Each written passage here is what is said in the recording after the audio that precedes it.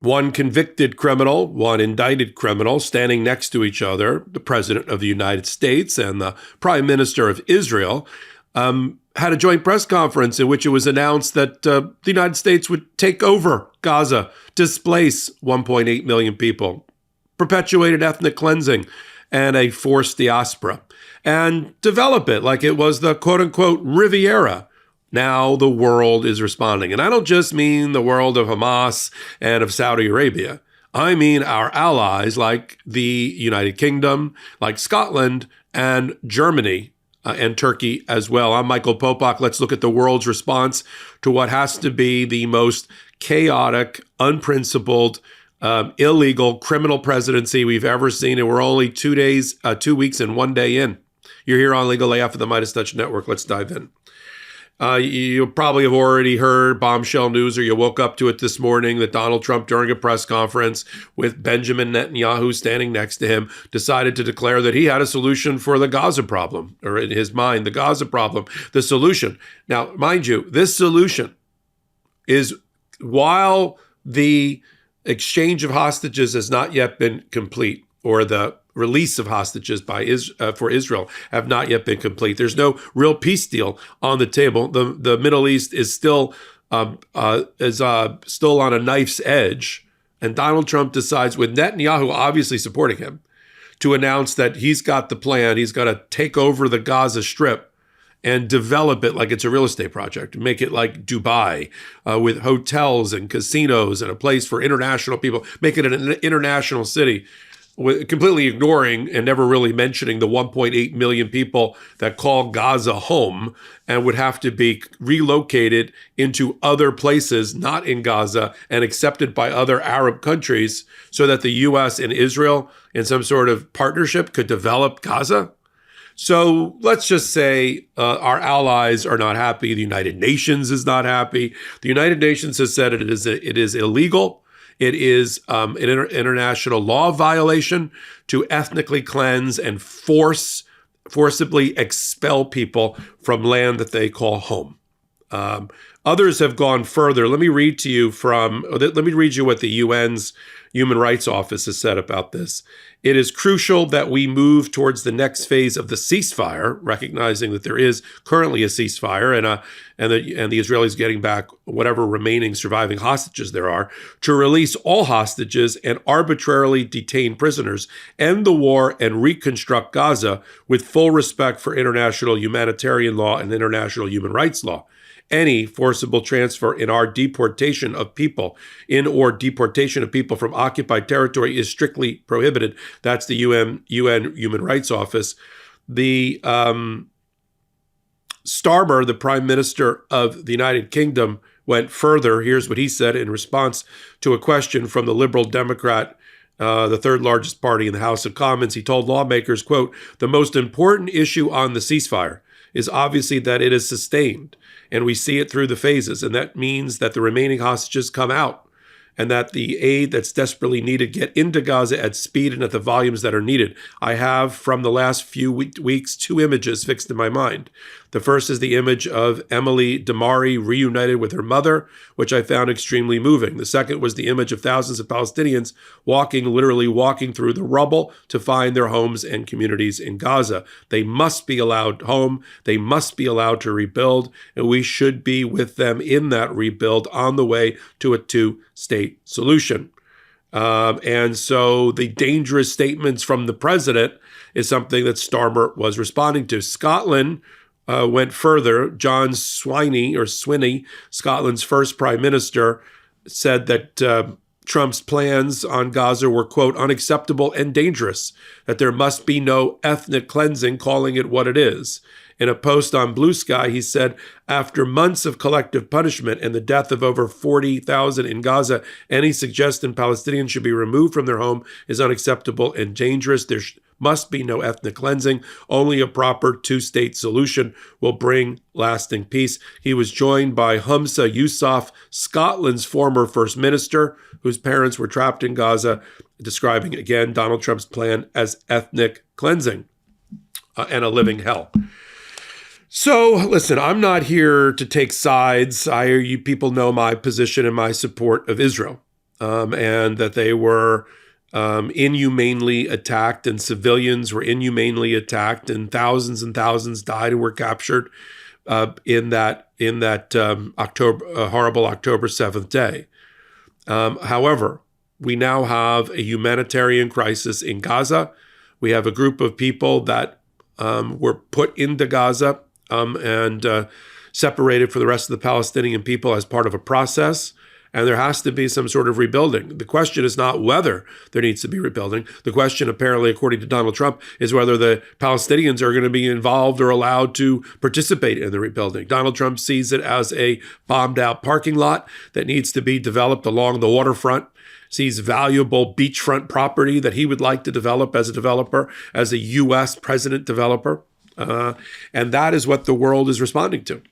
The problem is he's continuing to pull in the oars of America and make it go it alone in this world, a world that we are less secure in now than we were 2 weeks ago, that we are less economically secure, certainly from a national security policy standpoint, we are less secure. This episode of Legal AF is brought to you by Gaza. Everyone knows I love food, and lately what's taken my food to that next level of flavor is Gaza. Gaza is my olive oil of choice. It's top-notch, extra virgin olive oil at an affordable everyday price. Gaza is always fresh, never blended, and made from one kind of olive from one place. The Piquillol olive from high-end Spain, where over half the world's olive oil is produced. Gaza has not one, but 2 olive oils that come in a super fun squeeze bottle for ridiculously easy sizzling, drizzling, and everything in between. Sizzle, their everyday cooking oil, can handle the heat with a smoke point of 410 degrees Fahrenheit.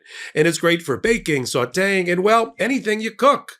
They also have Drizzle, a super punchy, flavorful finishing oil that can be used to whip up a salad dressing, dip a baguette into, or even drizzle over your ice cream. It's seriously the best olive oil you'll ever taste. Look, I'm a big home cook, so quality olive oil is essential in my kitchen. First, I always have a giant bottle of olive oil right next to the stove for every occasion, and I love Spanish olive oil. The sizzle has been great for cooking, and I love the squeeze bottle format for easy cooking. I'd highly recommend it for any home chef who likes to cook with high quality and delicious tasting olive oil. Gaza is just like what restaurant chefs use, plus what pours out is vibrant, super fresh, and aromatic in a way that supermarket olive oil, well, it isn't.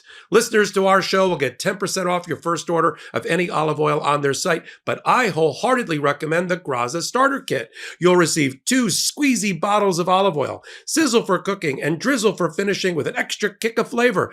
Plus, they'll include 2 refill cans. So if you run out of olive oil, there's no need to buy a new bottle. Gaza makes it easy to be eco-friendly with their refill cans that are perfectly proportioned for your sizzle and drizzle squeeze bottles. You can also find their bottles and refill cans on shelves at a Whole Foods or Target near you. Both the Squeezy Duo and the refill can seal in freshness and block out light to maximize flavor and quality. So head to graza.co, and use Legal AF to get 10% off your Gaza Starter Kit and get to cooking your next chef-quality meal. Erratic behavior is not a doctrine. It is not something that is going to work around the world. People sitting there going, I wonder what Donald Trump's going to say or do next. You know, what crap's going to come out of his mouth. That is not a doctrine that supports a lasting peace in the world or America's position as the last remaining, or one of the last remaining, along with China, superpowers. All it does is undermine our allies, makes them see us as a pariah. I mean, the more we're pushed into a pariah status by Donald Trump, the more our allies, I'm not even talking about our enemies, will pull in their oars, not cooperate with us on national security issues, intelligence gathering, keeping us safe around the world, entering into global economic pacts with us in order to allow one, free trade, which I'm relatively in favor of as part of our economy, and more importantly, a continuing markets for the U.S. goods and services that we want to sell around the world. We, as Americans, can't consume enough goods and services from U.S. companies to sustain the economy. Let me repeat that. we, the 330 million or so Americans, cannot physically consume enough goods and services generated by U.S. companies to sustain our economy or keep those companies in the black. They need global markets. All we're doing is making us a pariah state among the world, and nobody's going to want to do business with us. It's gotten so bad that Wall Street leading analysts have declared that the Trump administration is bad for business, is not business friendly. When your own U.S. Wall Street analysts are saying you're not good for business, that's a bad sign. And as Donald Trump continues to make the United States a pariah state, globally and internationally, we lose our influence over the outcomes that we want to see, the positive outcomes around the world, whether they be diplomacy, by diplomatic means, or by war, or in the economy. If we want our favorite outcomes, we've got to be a player. We've got to be a diplomatic player, an economic player, somebody who can be trusted in negotiations. Even if you just reduce this down to two people having a negotiation, you've got to trust your counterparty. You got to trust the integrity of your counterparty. If you can't trust your counterparty, you're not going to do business with that person. You're not going to buy or sell or trade or lend or lend money to or give credit to. And what is the end result of that? It benefits our enemies. I talked a lot at this hot take about our allies' outrage, understandably, at the announcement that the United States wants to take over, develop, and ethnically cleanse Gaza. Yeah? So now let's talk about what our enemies' response to that is. Delight, sheer delight. They're probably so giddy. I can hear champagne corks popping at the Kremlin and in Beijing as I'm doing this hot take. Why? Because the more we become a pariah state, the more we push into the arms, the waiting, willing economic arms of our enemies like Russia and China, we push what was once our allies. And even in regions that you may not even think about every day, like in the Caribbean, Latin America, South America, Chinese are taking over from America withdrawal. In our international diplomatic community, the Chinese and the Russians are taking over from our diplomatic and economic withdrawal. They're stepping in and doing the funding and turning heads towards East, away from the West and away from Donald Trump. Yeah? And this is just after 2 weeks and a day, folks. So it gets worse, not better. We've already done hot takes about this completely unhinged, irrational set of press conferences and statements made. Donald Trump threatening that if anybody takes him out, he's left some sort of secret envelope for, J.D. Vance and the Treasury Secretary to go after Iran. All sorts of crazy statements that nobody, he's not using his inside voice. I don't know what this is. He's just saying he's saying the crazy shit out loud now. It doesn't make him more dangerous and us more safe. It makes him seem irrational, rogue, and insane, and therefore undermines yours and my, and the people of America's national and economic security. I'm going to continue to follow it all right here on the MeidasTouch Network and on Legal AF. Follow me, Michael Popok, over on Legal AF, the YouTube channel. We built it just for this moment. 32 lawsuits already filed against the Trump administration, and we're only 16 days in. We're on 2 a day. I said it was going to be closer to 4 a day, but I'll take 2 a day right now, and we are winning in the courts. Follow us over on Legal AF, the YouTube channel. Hit the free subscribe button there.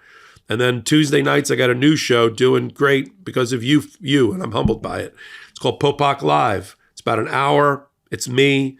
It's no holds barred on every topic you can think of at the intersection of law, politics, pop culture, and the economy and financial markets. That's Tuesday, 8 p.m. Eastern Time here on the MeidasTouch Network. Wednesdays and Saturdays, the OG, the original Legal AF podcast, top 8 in the world because of you. We're doing our best to curate the stories, but you're doing your best to be a part of a willing, happy, enthusiastic audience, and we appreciate that. Wednesdays and Saturdays at 8 p.m. Eastern Time here on the MeidasTouch Network. So until my next Legal AF reporting, I'm Michael Popok. In collaboration with the MeidasTouch Network, we just launched the Legal AF YouTube channel. Help us build this pro-democracy channel where I'll be curating the top stories at the intersection of law and politics. Go to YouTube now and free subscribe at Legal AF MTN. That's at Legal AF MTN.